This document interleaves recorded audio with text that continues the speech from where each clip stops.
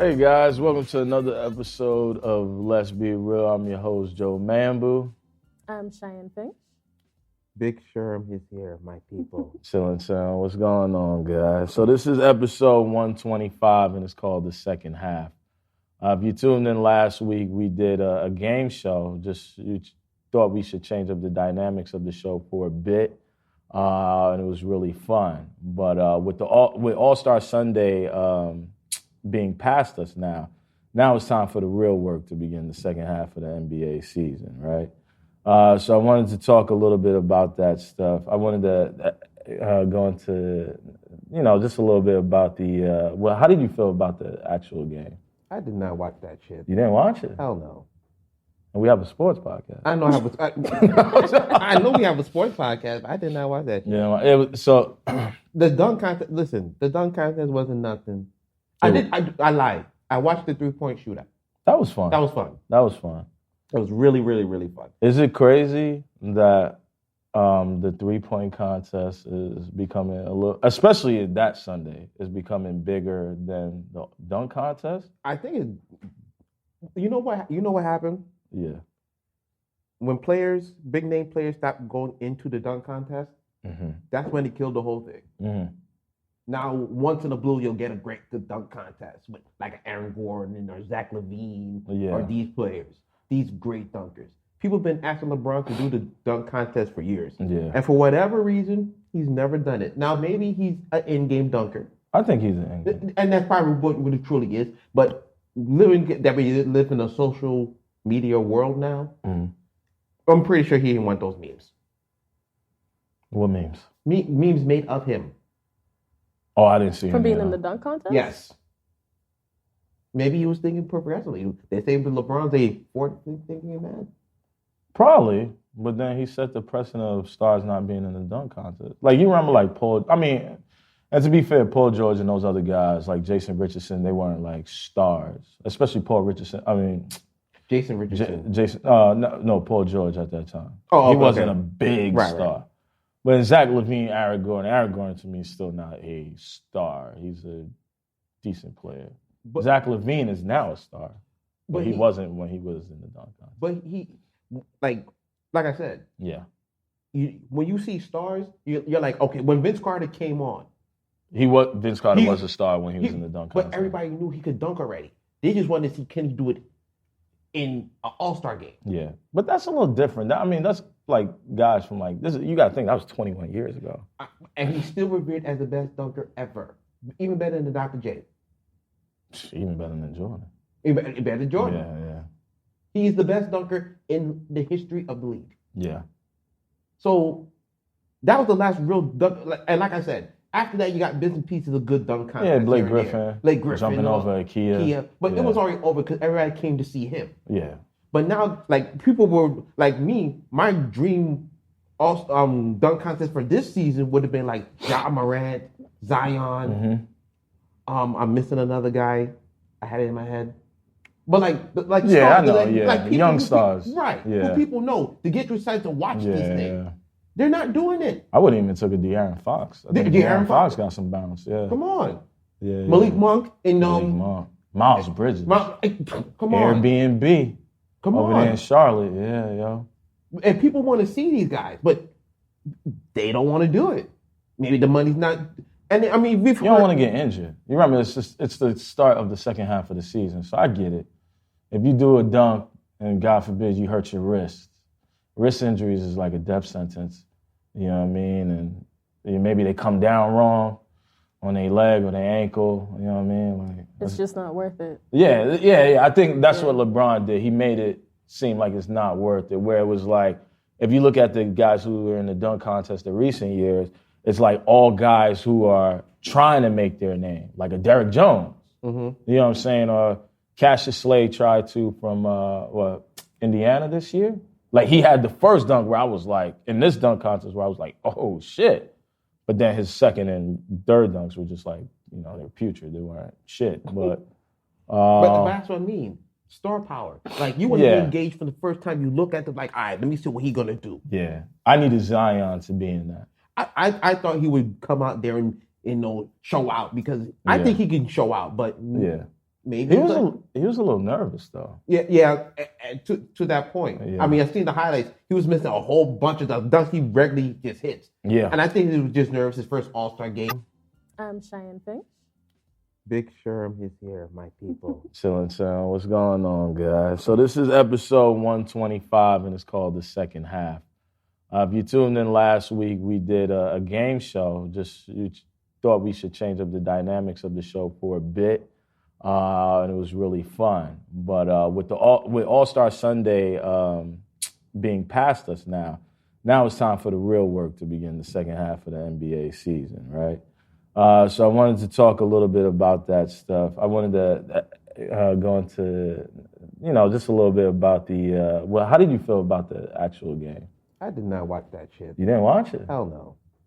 And we have a sports podcast. I know I know we have a sports podcast, but I did not watch that shit. Yeah, it was, so the dunk contest. Listen, the dunk contest wasn't nothing.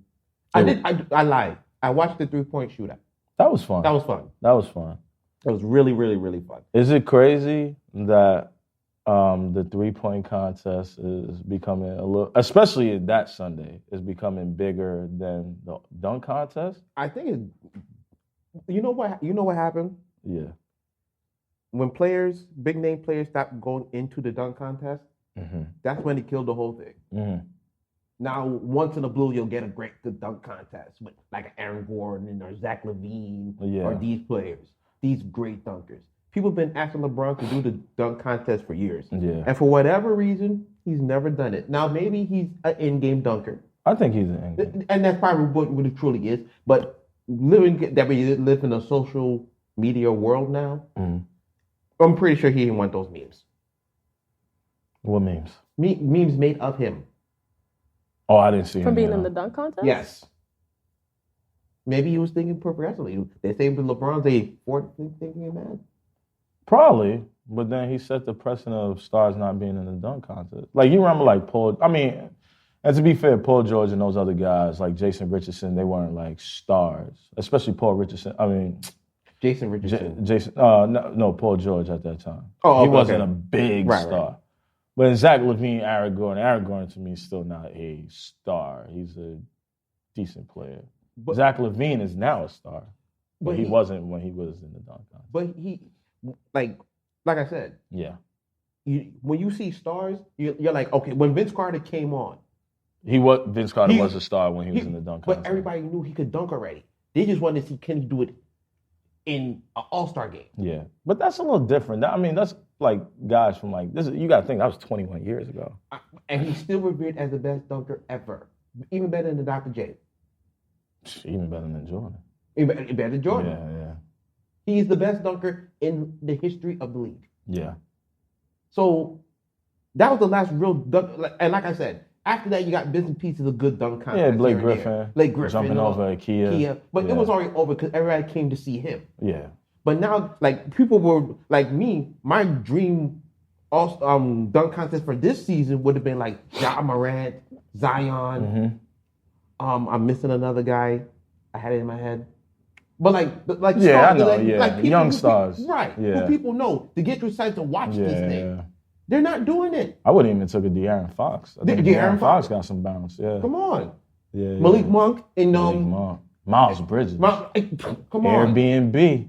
Come over on. there in Charlotte. Yeah, yo. And people want to see these guys, but they don't want to do it. Maybe the money's not. And I mean, you don't want to get injured. You remember, it's the start of the second half of the season, so I get it. If you do a dunk and God forbid you hurt your wrist injuries is like a death sentence. You know what I mean? And maybe they come down wrong on their leg or their ankle. You know what I mean? Like, it's just not worth it. Yeah. I think that's what LeBron did. He made it seem like it's not worth it. Where it was like, if you look at the guys who were in the dunk contest in recent years, it's like all guys who are trying to make their name, like a Derrick Jones. You know what I'm saying? Or Cassius Slade tried to from Indiana this year. Like, he had the first dunk where I was like, in this dunk contest where I was like, oh shit. But then his second and third dunks were just like, you know, they were putrid. They weren't shit. But that's what I mean. Star power. Like, you want to be engaged from the first time you look at them, like, all right, let me see what he's going to do. Yeah. I needed Zion to be in that. I thought he would come out there and show out because I think he can show out, but maybe he was a little nervous though. Yeah.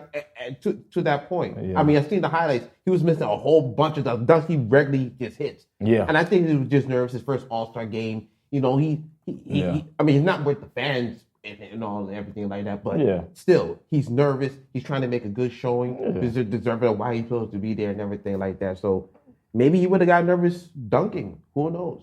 We'll never know. Yeah. I think the dunk contest is good for people that are trying to make their name, not so much the big names. I mean, I know like the big names bring the fans to it. It's like, oh, we want to see LeBron in the dunk contest. But at the same time, the All-Star game, like you said, you're not trying to get injured in the All-Star game. Yeah. And then you're out the rest, like the whole season because you're healing from an injury because the season's where it actually matters. The All-Star game is more fun. Yeah. So I think it's better for like the smaller players that are trying to like make a name for themselves, get people to know them, know who they are. Yeah. It's better for them to participate in the All-Star game because that way, if there is an injury, you didn't lose your star player. That's like true. your team can still make it to the championship, but you still got to get out there, got to make a name for yourself. But you always risk injury.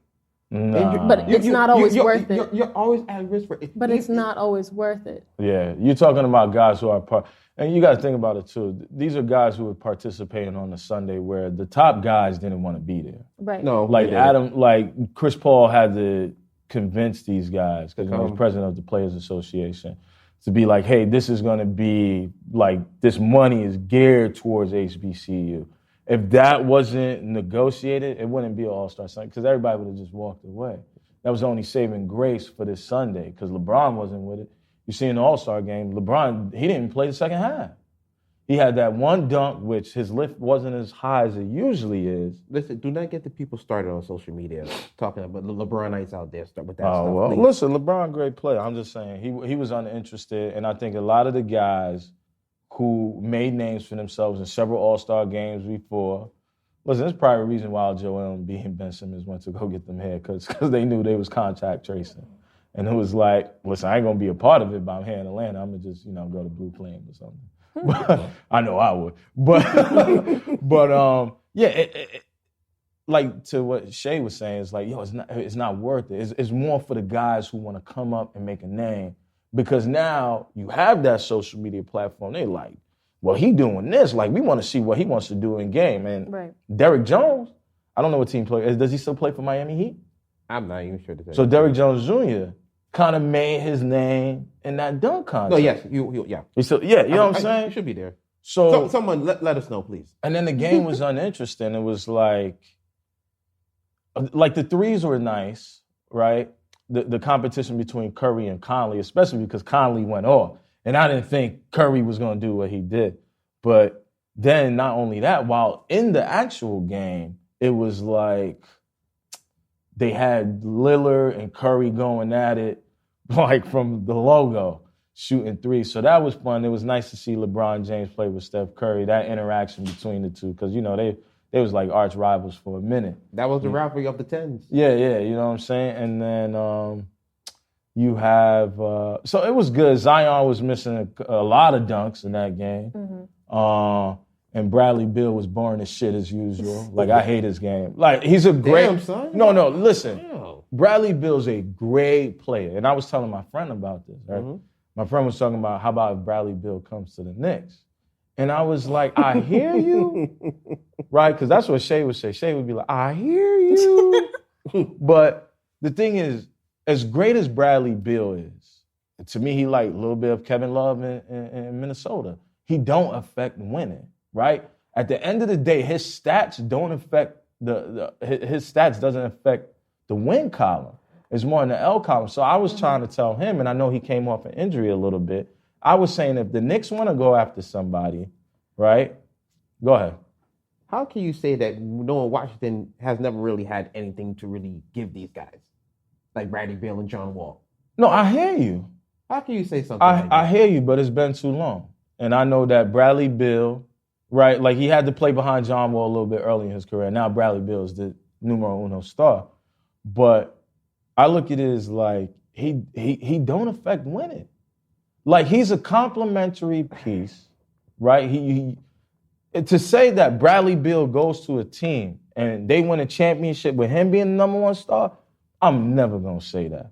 I get you. That's what I'm saying. I get you. Right? I get you. But don't disrespect the man. I'm not disrespecting. I said this game is boring as fuck to watch. That's all I'm saying. It's boring as shit. Disrespect. No disrespect. No. Bradley Beal's a great player. Like, he's a great player, but he's boring to watch. Wow. But all I'm saying, so my thing was, and we're gonna go to the Knicks a little bit. We're segueing to the Knicks, but I was saying, because my friend was saying, yo, he should go to the Knicks. And I'm like, I hear you. The Knicks do need some star power.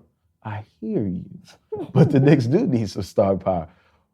I would go after a guy who wouldn't cost as much, right? Who has proven to constantly have the Pacers in the 4th and 5th seed in the East.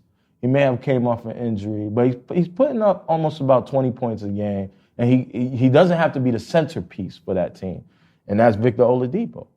What? You want pick Victor Oladipo? He's one injury away from not being there. Victor Oladipo, he putting up 20 points this season. Yeah, until he injures his knee again or something else. But I'm saying it's low risk. It's a low risk with Victor Oladipo. Because you don't have to give him the money that Bradley Beal is making or demanding. Victor Oladipo is coming off his contract. That's why his contract looks so good. The Knicks could get him at a cheaper price. And you could plug him in. He's a 20-point night guy. And he does affect winning like he did in Indiana. Indiana was always 4 and number 5. You remember after Westbrook? You remember after the trade from Oklahoma, and he went to Indiana? Indiana was always overachieving. Let me ask you a question. So what's happened in Houston then? Them niggas suck.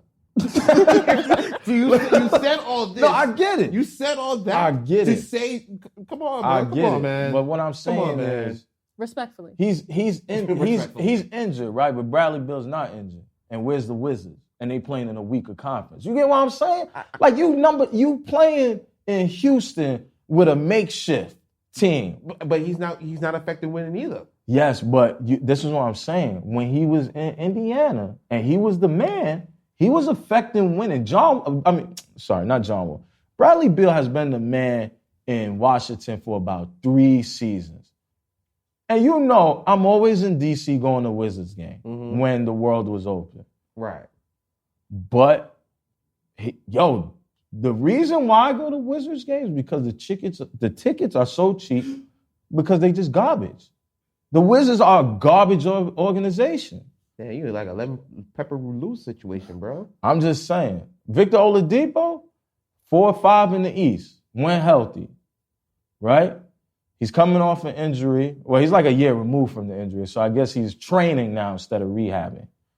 But I look at it as like Victor Oladipo has, in his career, affect winning more than Bradley Beal. Like, yeah, you're going to put up 30 points on a team that ain't got nobody, right? Especially in today's NBA where 120 points a night is a regular thing because the floor is so open. So it's like, you have to look at that. You know what I mean? So I looked at it like, all right, Victor Oladipo is injured, but he's putting up about 11 points less than Bradley Beal. But he's also probably $11 million less than Bradley Beal. Okay. And you could plug him into the Knicks where he can do something. I just think what the Knicks would do if they was to get Bradley Beal, they would try to make him the main guy. And then it would take away from Julius Randle, which I think Julius Randle, who's an all-star this season, has been playing really well. You know what I'm saying? So I want to keep what the Knicks is doing, but I want to add a complementary piece that could get you points whenever. And that's why I look at Victor Oladipo. Now, if you're trading for Zach LaVine, that's a different situation. Zach LaVine he's an all-star. Of course. But Bradley Beal, he's an all-star too. But I may be a little bit biased because his game is just so fucking boring to watch. Yeah, you disrespectful, man. But talking about the Knicks, I want to touch on another thing. Patrick Ewing. Big East champion, right? The Hoyas, which is his alma mater. Go ahead. Requiem the Big East. Bring the real Big East back. Not this crap with Creighton and all this shit now. Right, I hear you. Give me Syracuse versus UConn. Shit. Yeah. So we already accepted if you're going to be a fan of a New York team, it's going to be an emotional relationship. Like, oh, yeah. Being a New York fan in any sport is toxic. That's just the way it goes. Yeah. Is it like that for hockey though? I'm sure it is. Trust me, it is. It is. Yeah? It is. The passion. Any New trust York me. team. We got mad teams for every sport, and all of them are toxic. I don't know, man. Buffalo Bills? Do you? The Bills is toxic? You need the YouTube, my friend. Bills fans? Bills Mafia? Toxic. Oh, yeah, I know that. YouTube's your friend. Please. It's hard to be a New York fan. Because it's like occasionally you get a win and it's like you get hyped, you ready, the team looks ready, like everything is ready, and then they let you down again. Yeah. But then you come back for that win and then you hype again and then they let you down again. Like it's toxic. So I would ask, who do you guys think is the next New York team to win a championship? Giants. I mean, I Why get are you you're a looking at Giants me? fan, but without the biasness, Without the like all New York sports team included. Giants. You believe in Daniel Jones like that? Oh, I would like to. Okay.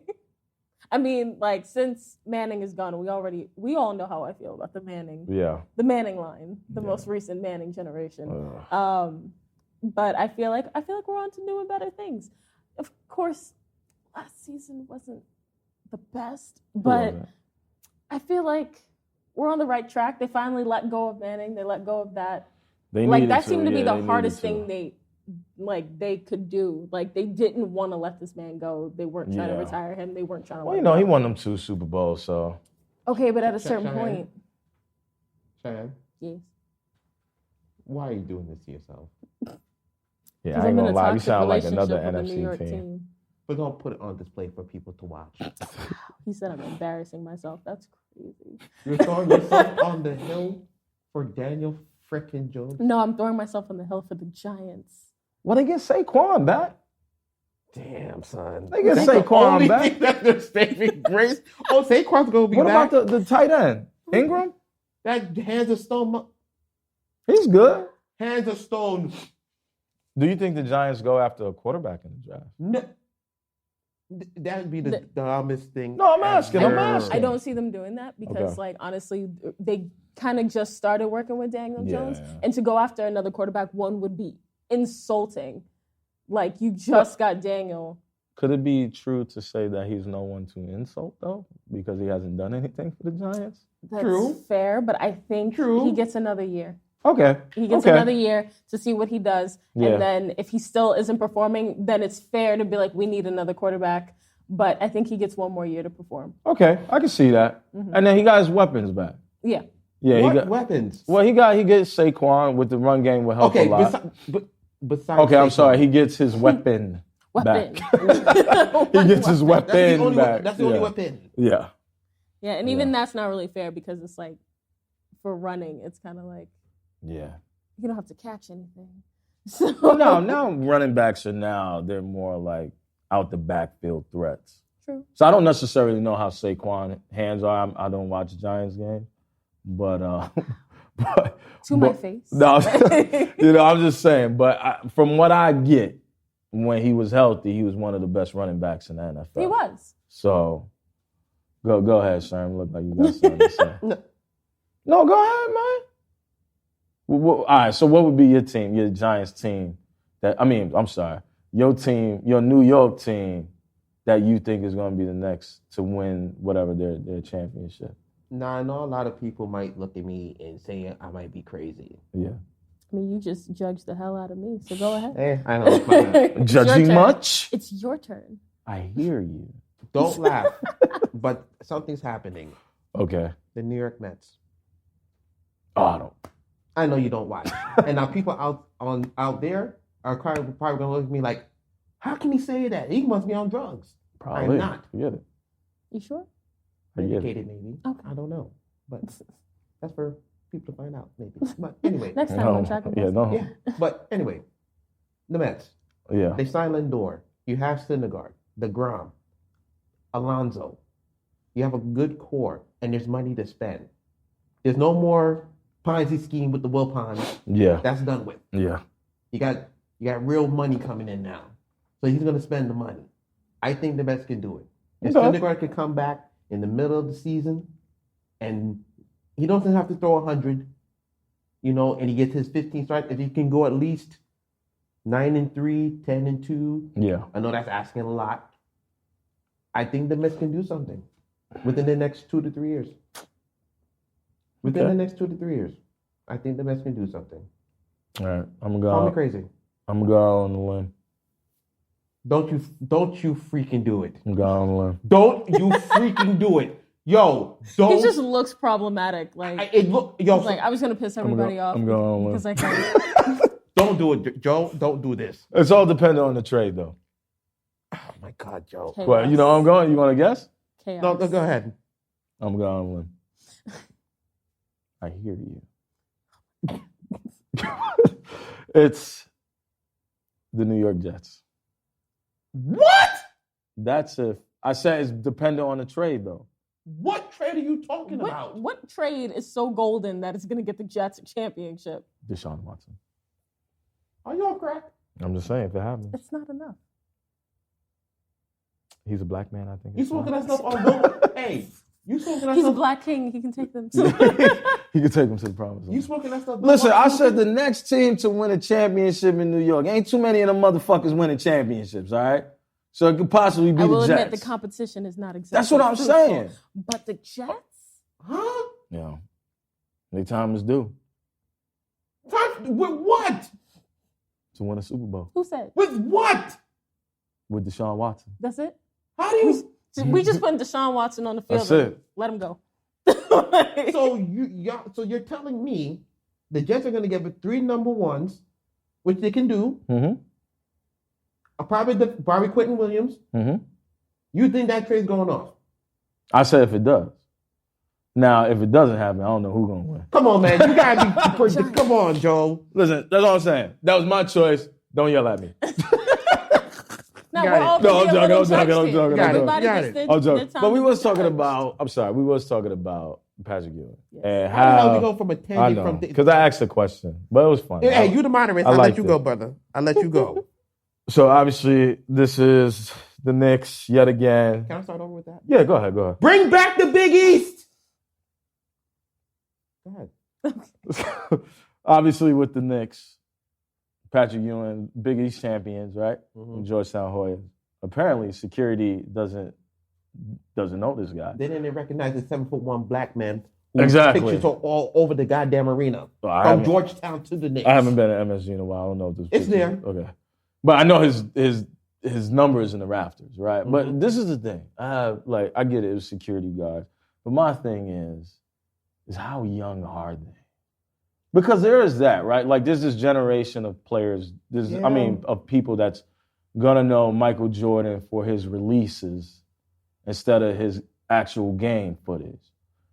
And But Jordan's a 6-time NBA champion, right? Like Magic, 5. they probably know Magic is 5. They probably know Magic more from leaving the Lakers high and dry than actually his 5 championships. There is a generation that looks at Magic and that they're like, yo, we don't care.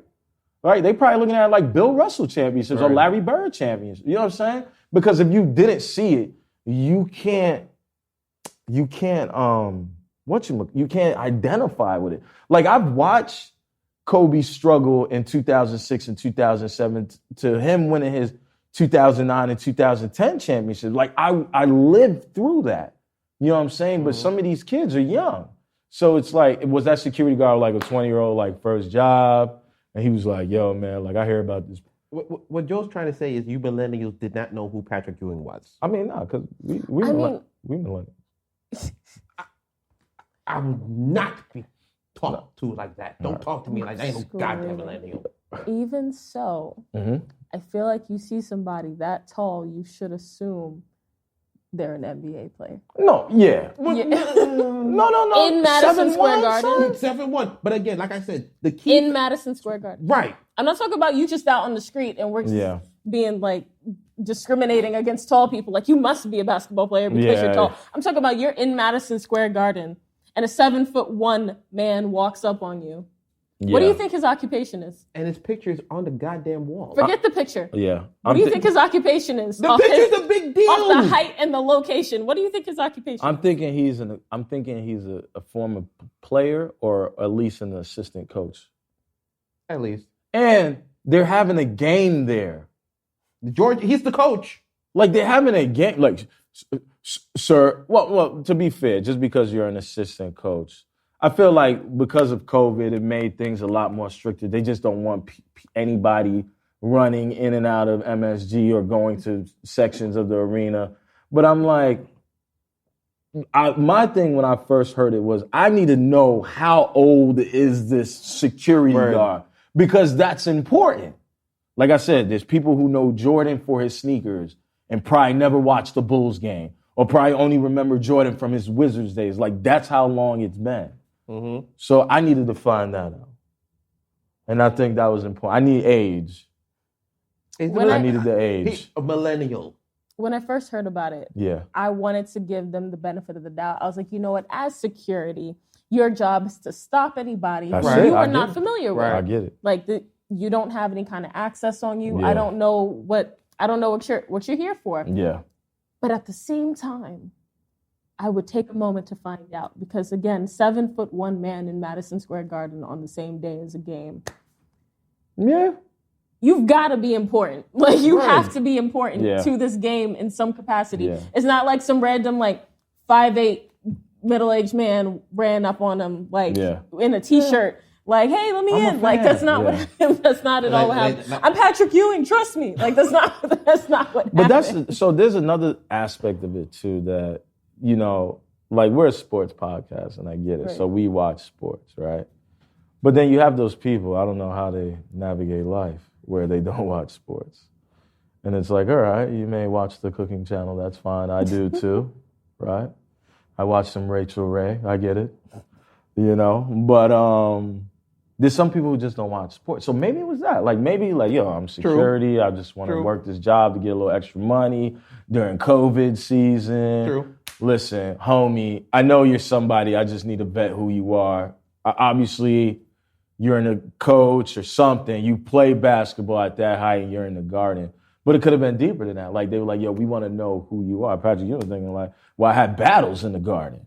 And it's like, well, homie, I wasn't the Garden. Yeah, I wasn't born when you were having those battles. So I'm gonna need your badge. Or how about this? Maybe his parents or his father or mother told him about all the failures of the Knicks, told him about the failures of the finger roll, and just said, screw it. Yo, come on, son. I'm screwed, Patrick Ewing. No, why you do that for? He's like, I'm a Knick, It's history. What son, but why you do that for? What do you want to do that for? Don't talk about that finger roll. That shit pisses me off till the day, B. What happened? I was living in Harlem, and that nigga missed that shit, and I cried, B. And I couldn't even watch the Nobody Beats the Wiz commercial afterward. That was a good commercial. You remember? Because the commercial came on right after the finals. Yeah. And I couldn't watch it. No, that was the semifinals. No, that was the finals against the Rockets. No. The finger roll. Oh, yeah. Yes. But nah. It happened. Nah. Maybe it's a generational carry down. You know, he said, I'm gonna fuck with Patrick. He's not getting in here. Probably. If that's the case, he needs to be fired. Yeah. I'm pretty sure that's not in the policy to fuck with Knicks legends. But how do you know content?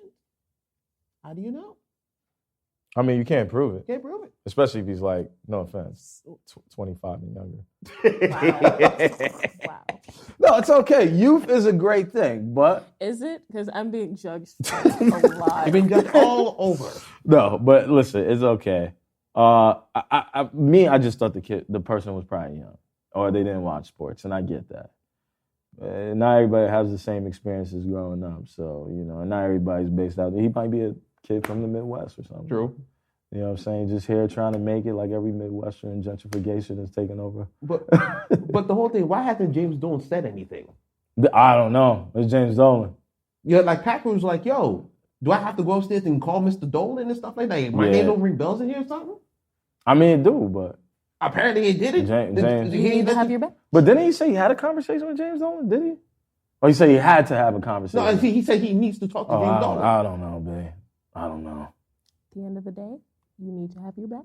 And this is true. And this is also a bad mark on the Knicks, again, because he just says, look how you're treating your legends. The people in your own organization don't know who the hell this man is, and he played here.